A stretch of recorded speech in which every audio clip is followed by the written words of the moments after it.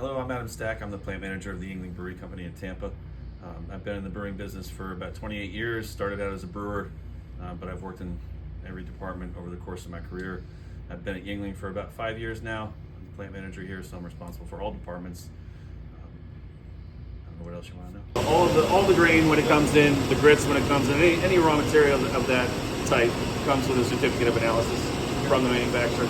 So it basically has all of the quality parameters. It's been checked in a lab by them, and so we take that and we verify it in our lab. Because grain, barley, corn grits, even hops, they can change from crop to crop. So we look at those numbers very carefully. Sometimes you need to change the physical amount of grain in your recipes because there's things that change with that certificate of analysis. So we do track all that. Every time we get a new shipment, we look at that and make sure we don't need to make adjustments. As far as the yeast goes, the yeast is our own proprietary strain of yeast that we actually have had for a long time.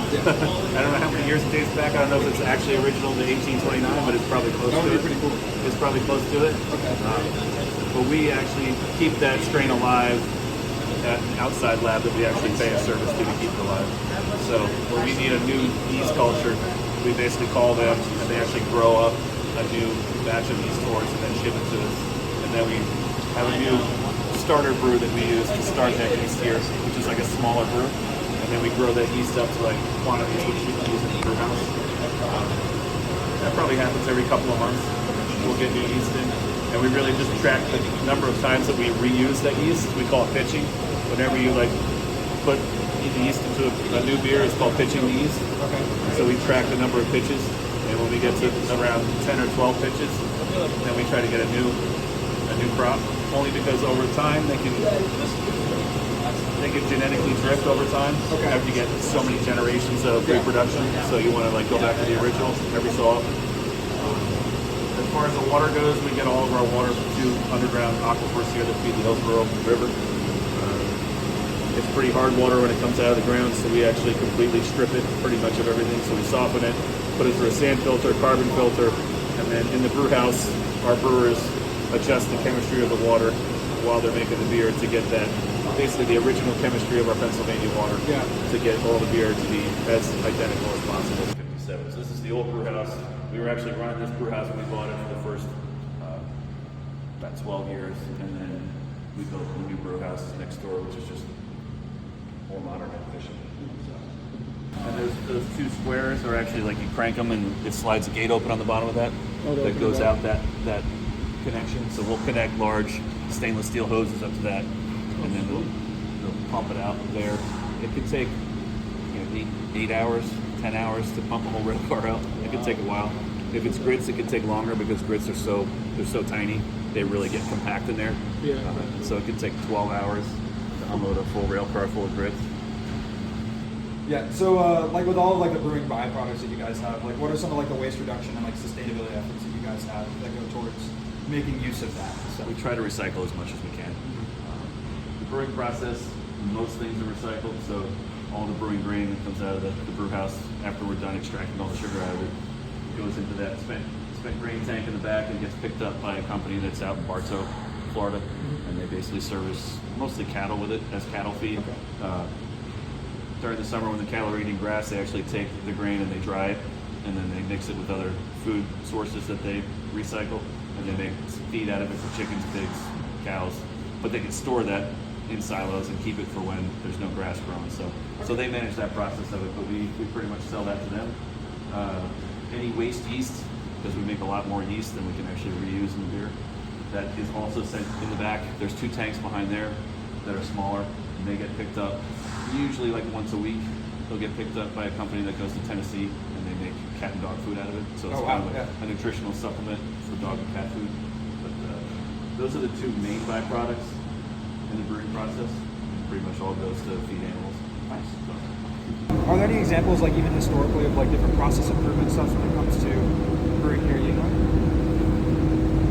The brewing process really hasn't changed much. Okay. In a long, long time. This new brew house, we actually went back to a more traditional style louder tank versus the old brew house. The old brew house had a mash filter, which is technically a newer technology. Okay. but it's more restrictive when it comes to the different types of beers that you can brew in it.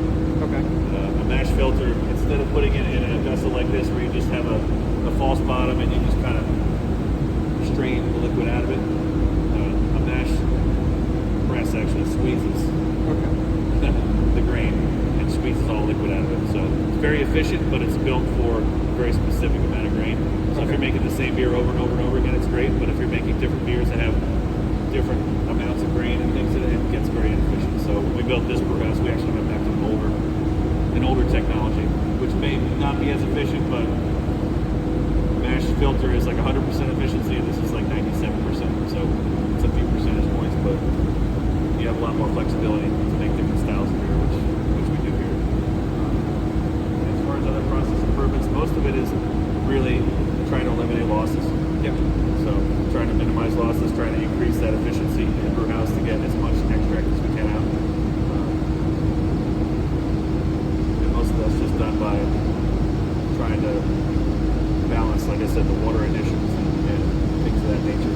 So we've done that over time. We're pretty much where we're going to be. We're anywhere between 97 and 98% efficient, depending on the type of beer that we're making in this brew house.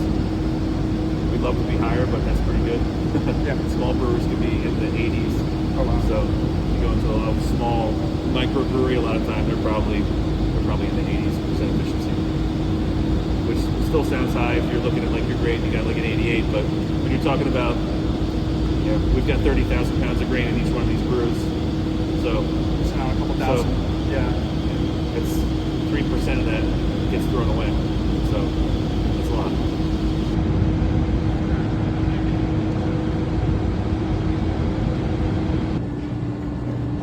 Like, how do you monitor and like limit any variability when it comes to the fermenting and aging processes?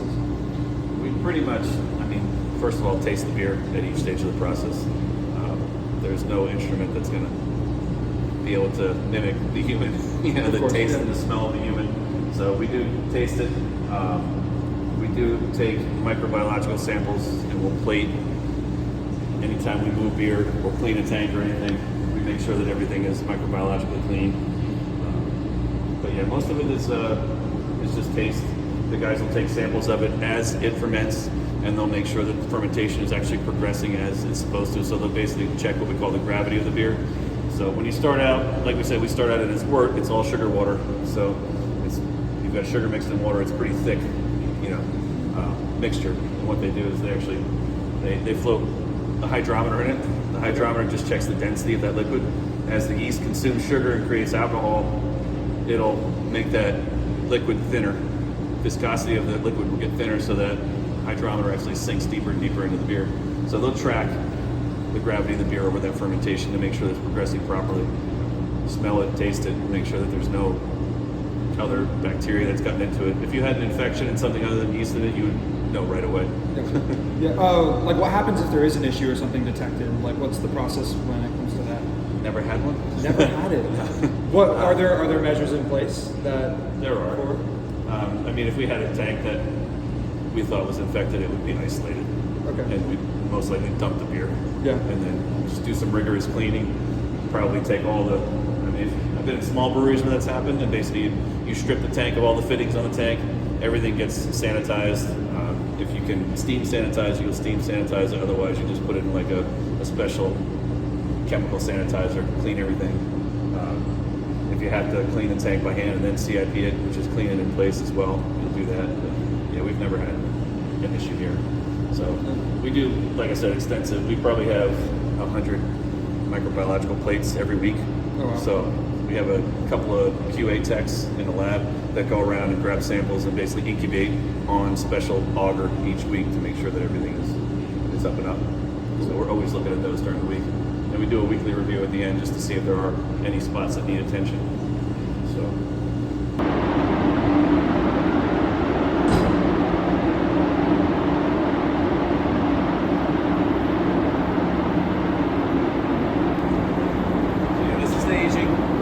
These are the aging tanks. You can see they're not stainless steel like the other tanks were. They are what we call glass line tanks. It's like an epoxy coating on the inside. You want something that you can keep sterile, something that's very smooth, doesn't have any pores, nothing that bacteria can get lodged in, so they aren't glass-lined tanks. These are obviously a lot bigger than the fermenters. The fermenters they hold about 450 barrels of beer. These hold about almost 3 times as much, 1,100 barrels, almost 32,000 gallons of beer inside one of these. So the ones that are marked with what they have in them. So this one's got 1,100 barrels of lager. That's your CO2 content. So 2.71 volumes of CO2 that came over with it. Came over at 33 degrees. And the last number is the air that's in it, which is basically a measure of the oxygen that's in the beer. So we have some older instruments, so we actually measure the air, not specifically the oxygen. They have newer instrumentation that's very expensive where you can actually detect the actual oxygen in the beer, but our numbers let us know where we're at, like approximately enough so that we can make good quality beer. So how do you ensure like that you get all of the oxygen and stuff out of the cans and the bottles before they're packaged? Because you've been saying that the oxygen can make the beer go stale. Making sure that you get the lowest amount of oxygen in your finished package is paramount to making a good packaged beer. So these machines are all built to do that. There are some more modern machines that are a little bit more efficient at doing it, but we still do get a very good low finished package oxygen. And the way the fillers are designed, whether it's a can filler or a bottle filler, they're pretty similar. The only difference on the bottle filler is that it also uses a vacuum in the initial stages. So because the cans are so thin these days, they don't use a vacuum anymore, but back in the day when they had steel cans, they actually used vacuum on some of these old fillers. But basically, if one of the bottles, we'll trace it through this process. So it basically comes from a decal where it's in bulk. The decal basically depalletizes those bulk pallets of glass by basically sweeping one layer off at a time and sending it down the conveyors. When they come down the conveyors, then they single file on that little U-turn you see out there, and they go through a rinser. So they get turned upside down, they get rinsed out with filtered water, and then they get uprated again, and they come back into the filler. When they go onto this filler, this bottle filler, it'll go onto one of those lifters that actually seals it onto the filler, and then it'll immediately be evacuated with that vacuum. So it'll open a valve to a vacuum port. There's a vacuum pump constantly running, so it'll suck all the air that's in that bottle out. It'll go to the next stage, and it'll move that valve arm to another opening, which will allow CO2 to actually blow through the bottle. So now you've got a vacuum. Now we're going to flush CO2 through the bottle.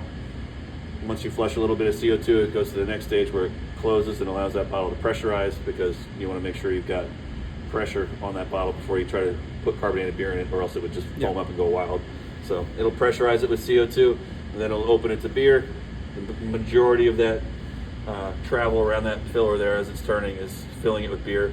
If you walk down there, you can actually see through the bottles. They fill right, probably a few stations before they come off the filler. They're just filling to the top. And so once it comes off there, this is an older style filler, so it's got what we call a displacement tube in it. So this filler actually fills all the way to the very top of the bottle. And then when the tube that's filling the bottle gets pulled out, the volume of beer that's displaced by that tube lowers to the fill point on the bottle. So you'll see the beer at the neck of the bottle, which is what you see with these bottles going around.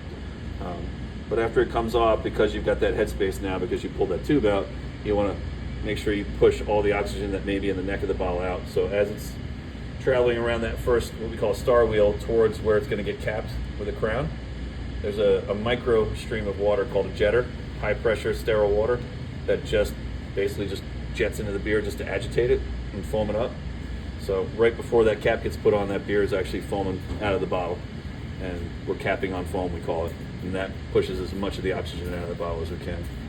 As it comes off, we have a little fill detection device called a Filtec, so if it's a low fill, it'll reject it. Aside from that, we take samples during the shift each day, and we actually have a machine in the lab. The packaging guys will test and actually measure the oxygen in the containers and make sure that it's in spec and below a certain quantity. And they'll check the CO2 content, make sure everything's good. So the can line's a little different. Like I said, it just purges the can with CO2 as opposed to vacuuming it out, because the cans are so thin they would just crush under a vacuum. But it's the same process. It has those same stages where it flushes, pressurizes, fills. There's no jetter, obviously, because there's no neck on a can, but it does have what we call bubble breakers, which are these like CO2 jets that just agitate the beer before you put a lid on it. And as you're putting the lid on it, you're also blowing CO2 under the lid as you drop that lid on before before it gets sealed. So that's how we try to control oxygen content in packaging. Awesome. Is there ever any need to like update any equipment and stuff, like in terms of like process improvement type stuff, like continuous? Is there any ever need to replace equipment? Is there ever any need to update it to fit certain standards, efficiency? In the process of filling these bottles, there's beer that is spilled or dripped, and when you're doing 900 containers a minute, 24 hours a day, that's a lot of dripping. So this filler probably loses about 3.5% of the beer that goes into it just by dripping it on the floor. Yeah. The newer filler will be probably closer to like 1.5%. So wow. over the course of making 500,000 barrels of beer, that's a lot of beer. That's a lot. That will be saved in this process. Therefore, you don't have to buy the grain, you don't have to brew it, you save all the energy and the cost of doing it on that end. So we figure the new filler over here will probably save us around 30,000 barrels of beer a year. Oh wow. Yeah. So, How what systems are in place for like quality control, like on the actual line? Like if a bottle breaks, if it doesn't get filled up enough, like what processes are in place to find those? We have the low fill detection. We also have a missing crown detector, so if it doesn't get a cap on it, it'll get rejected here. If it gets a misapplied crown, there's actually another detection that's after the labeler that will detect a misapplied crown, missing labels. There's actually a detection on the filler itself, so every once in a while you may get a bad bottle that blows up under pressure when you go to fill it. Oh, okay. If it blows up, obviously you want to make sure that you're rinsing out those valve heads around that filler so that you don't have any shards of glass or anything. Yeah. So there's an automated system on there that if one blows up, it actually sprays water up into those valves and cleans it out. There's a number of quality control measures out here, but a lot of it is the operator just doing quality checks, making sure that the crowns are applied properly. They make sure that they do a seam check once a shift where they're actually checking the integrity of the can seam on a computer in the lab. Like I said, they check the errors, CO2s, those things. And they also check, obviously, their coating. Everything's coded so that we have traceability. So every can, every bottle, and every case gets coded and timestamped. So that if you find an issue somewhere, you can go back and trace it and capture it and hold on to it so you don't release it and sell it before it can be inspected further. So we do have to do yearly we do an exercise where we basically do a mock recall. Okay. We come up with a scenario and then we decide like, okay, now we have to go back and find all the records to see if we can trace back to this source of this recall. And that goes for anything from a raw ingredient to like a packaging mistake. Yeah. You got to be able to trace it back. So